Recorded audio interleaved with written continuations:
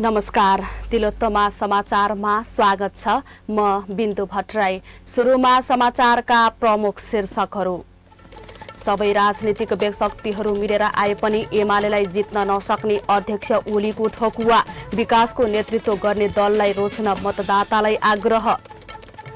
एमालेको दबावले मुलुक निर्वाचनमय भएको उपाध्यक्ष पौडेलको भनाई। उत्साहित भएर लाग्न कार्यकर्तालाई निर्देशन। र भैरहवामा सोमबारदेखि तेस्रो उपप्रमुख महिला कप सुरु। प्रतियोगितामा 73 वटा विद्यालय सहभागी हुने।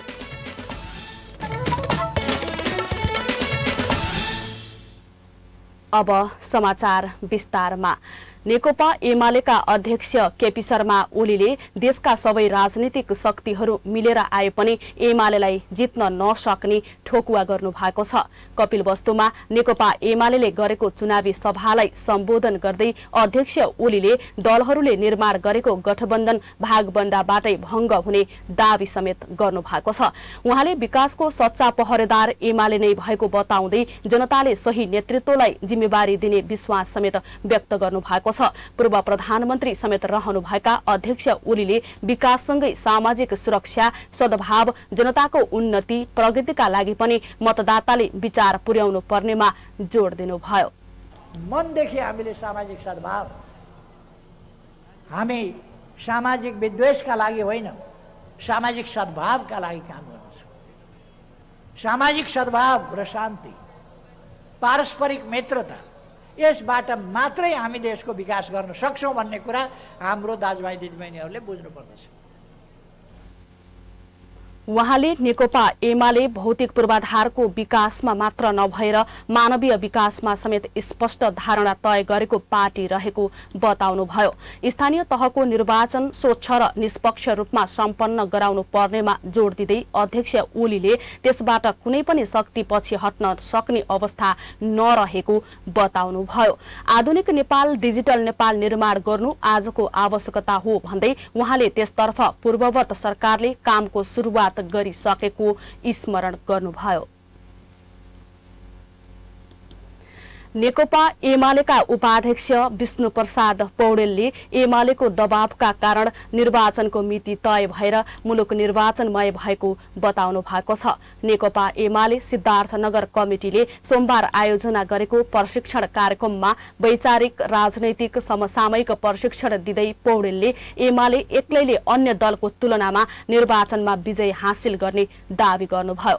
उहाँले 5 दलीय गठबन्धन निर्वाचन कुनै पनि हालतमा सार्ने र टार्ने मनस्थितिमा रहेको आशंका व्यक्त गर्दै नेकपा एमाले निर्धारित मितिमै निर्वाचन हुनुपर्नेमा पछि नहट्ने बताउनुभयो। हामीले नेकपा एमाले सशक्त दबाव सृजना गर्यौं। हामीले भन्यौं खबरदार, संविधानको व्यवस्था अनुरूप, कानुनको व्यवस्था अनुरूप जुन ढङ्गले स्थानीय तहको निर्वाचन सम्पन्न हुनुपर्छ, जुन मितिमा स्थानीय तहको निर्वाचन सम्पन्न हुनुपर्छ, त्यो मितिमा स्थानीय तहको निर्वाचन गरिएन भने जनस्तरबाट हामी धेरै ठुलो दबाव सृजना गर्नेछौँ र हामीले त्यस हिसाबले खबरदारी गर्यौँ। परिणाम के भयो भनेदेखि निर्वाचन रोक्ने सरकार चाहनामा सरकार अडिन उभिन सकेन र अहिले निर्वाचन सम्पन्न हुँदैछ। उहाँले अहिले जनलहर एमालेको पक्षमा भएकोले उत्साहित भएर लाग्न कार्यकर्तालाई निर्देशन दिनुभएको छ। एमाले सिद्धार्थनगर नगर कमिटिका अध्यक्ष चक्रबहादुर थापाको अध्यक्षता र सचिव नारायण प्रसाद भण्डारीको सञ्चालनमा भएको कार्यक्रममा एमाले लुम्बिनी प्रदेश कमिटी सचिवालय सदस्य विश्वराज बराल अनुपले समेत प्रशिक्षणमूलक मन्तव्य राख्नु भएको थियो। राष्ट्रिय प्रजातन्त्र पार्टीका अध्यक्ष राजेन्द्र लिङदेलले स्थानीय तहको निर्वाचनमा ठूला दलहरूको सिन्डिकेट विरुद्ध एकजुट हुनुपर्नेमा जोड़ दिनु भएको छ। राप्रपा नवलपरासी जिल्ला समितिले सोमबार परासीमा आयोजना गरेको आम सभालाई सम्बोधन गर्दै अध्यक्ष लिङदेलले तीनू ठूला दलको हातबाट राजनीति बाहिर नगएसम्म देशले निकास नपाउने दावी गर्नुभयो। अधिकांश समय नेपाली कांग्रेस, एमाले र माओवादी केन्द्रको आलोचना गर्न समय खर्चेका लिङदेलले 2046 सालदेखि सीमित राजनीतिक दलको सिन्डिकेटमा देश फसेकोले त्यसबाट मुक्त हुन अहिलेको निर्वाचनलाई प्रयोग गर्नुपर्ने बताउनुभयो। उहाँले समयको माग अनुसार जनतामा चेतनामा समेत विकास हुनु आवश्यक रहेको बताउनुभयो। तिलोत्तमा समाचारमा अब छोटो विश्राम।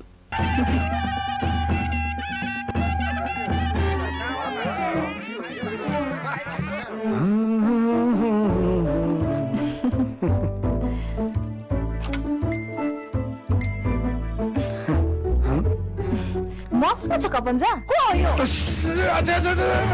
केही कुरामा पनि विश्वासिलो रहेनछ। न बानी न पानी, जता पनि चुई राख्ने मैले जानेछु। हेलो हजुर भन्नुस् त। यहाँ केही कुरा मर्मत गर्नु छ, छिट्टै आउनु पर्यो। Plumber CPVC Pipes and fittings, गुणस्तरीय, टिकाउ, तातो चिसो अनुकूल, लिकेजको पक्का समाधान। यो म्यासेज वाला लिकेजको नि केही समाधान छ कि? Plumber CPVC Pipes and fittings, विश्वास प्लम्बिङको। 5 नम्बर प्रदेशको आधिकारिक विक्रेता नमस्ते लुम्बिनी बिजनेस प्रणाली, योगी कुटी बुटवल रूपन्देही। सम्पर्क 9857 42 483 र 9857 42 583।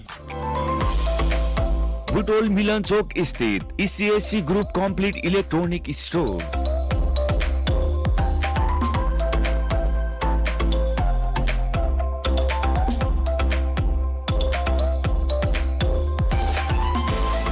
हाम्रा विशेषताहरू: computer and laptop, printer, original ink, gaming computer, projector, note counting machine, inverter and battery, CCTV and security system, air conditioner, Acer, Asus, del,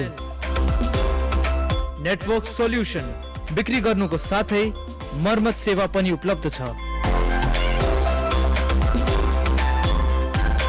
साथै डिजिटल भुक्तानी उपलब्ध छ। Be genuine, buy genuine. We believe in keeping our customers happy and satisfied. ECSC Group Computer Service Center, Corporate Office, ECSC Building, Milan Chowk, Butol. थप जानकारीको लागि log into www.facebook.com/ECSC Group. Our website www.bestbuyshop.com.np.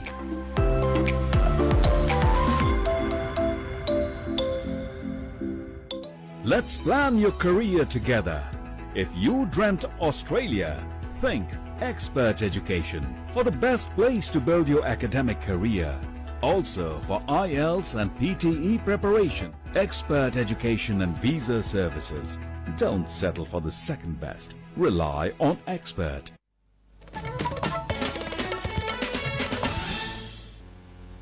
विश्रामपछि Tilottama समाचारमा स्वागत छ। बाँकी समाचार भन्दा पहिले प्रमुख शीर्षकहरू। सबै राजनीतिक शक्तिहरू मिलेर आए पनि एमालेलाई जित्न नसक्ने एमालेका अध्यक्ष ओलीको ठोकुवा। विकासको नेतृत्व गर्ने दललाई रोज्न मतदातालाई आग्रह।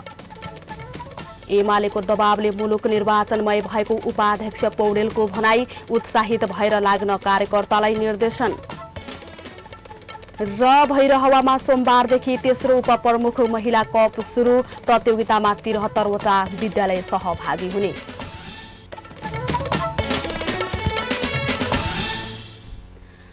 अब बाँकी समाचार। रूपन्देहीको तिलोत्तमा वडा नम्बर 5 मा नेकपा एमाले निर्वाचन सम्पर्क कार्यालय स्थापना गरेको छ। सोमबार एक कार्यक्रमका बीच नेकपा एमालेका पोलिट ब्युरो सदस्य तथा लुम्बिनी प्रदेशका सह इन्चार्ज लीला गिरीले कार्यालयको उद्घाटन गर्नुभयो। सो अवसरमा बोल्दै गिरीले देश निर्वाचनमय बन्दै गएको स्मरण गर्दै चुनावी अभियानमा लाग्न कार्यकर्तालाई निर्देशन दिनुभएको छ। उहाँले जनताका सबै आवश्यकता पूरा गर्न स्थिर सरकार आवश्यक रहेको समेत बताउनु भयो।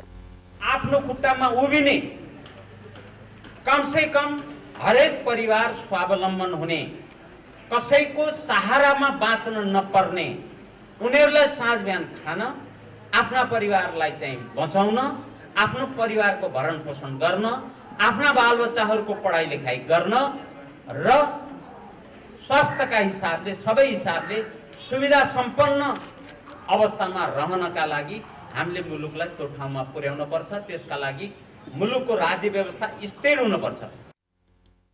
गिरीले समृद्धिको सपना बोकेको पार्टीलाई नेतृत्वमा ल्याउन जनताले विचार पुर्याउने समय आएको बताउनु भएको छ।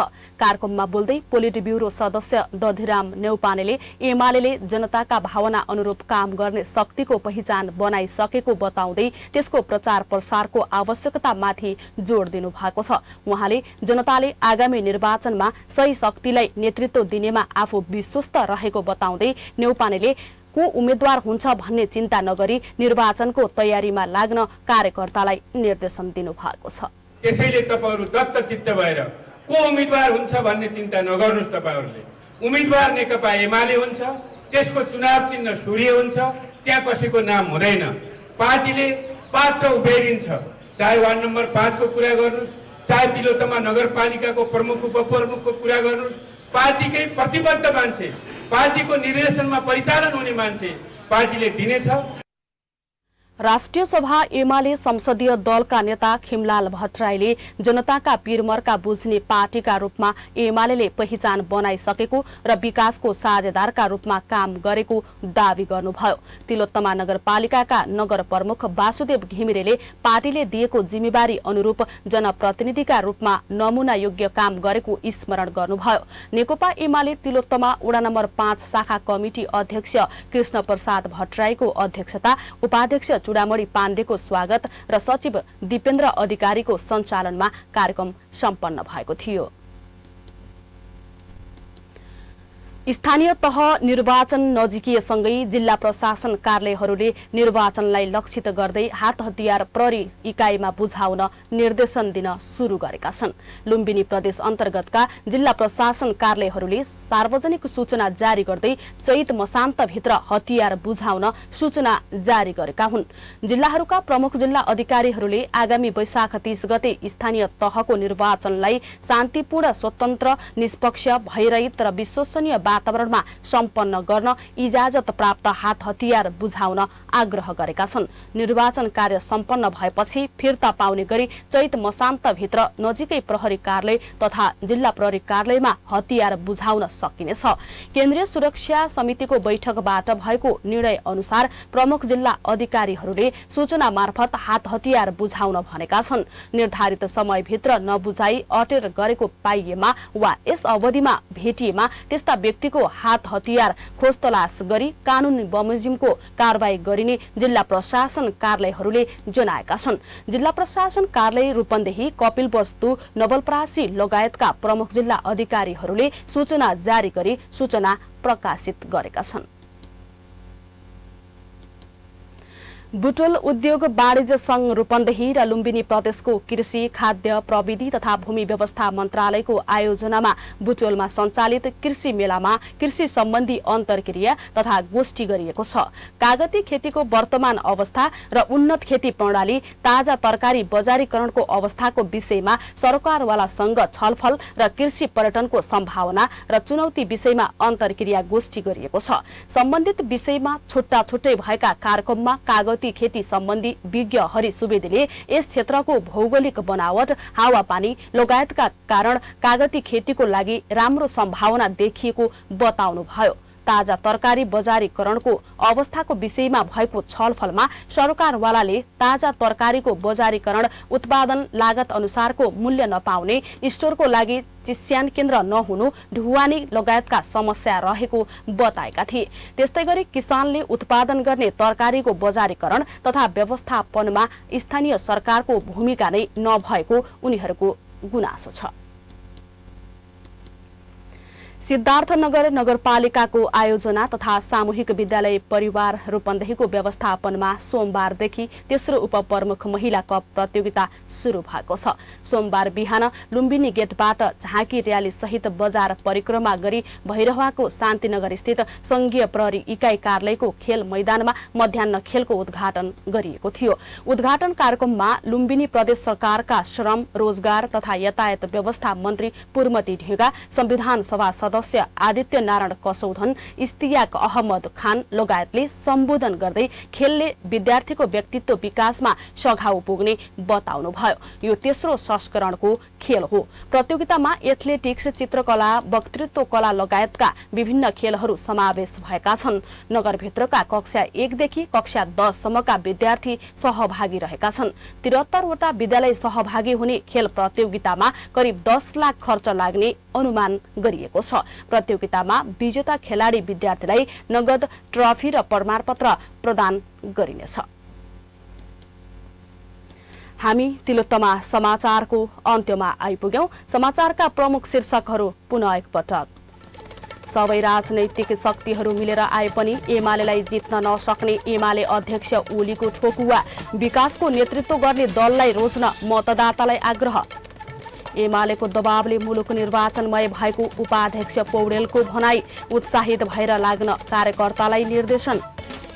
र भैरहवामा सोमबारदेखि तेस्रो उपप्रमुख महिला कप सुरु। प्रतियोगितामा 73 वटा विद्यालय सहभागी हुने।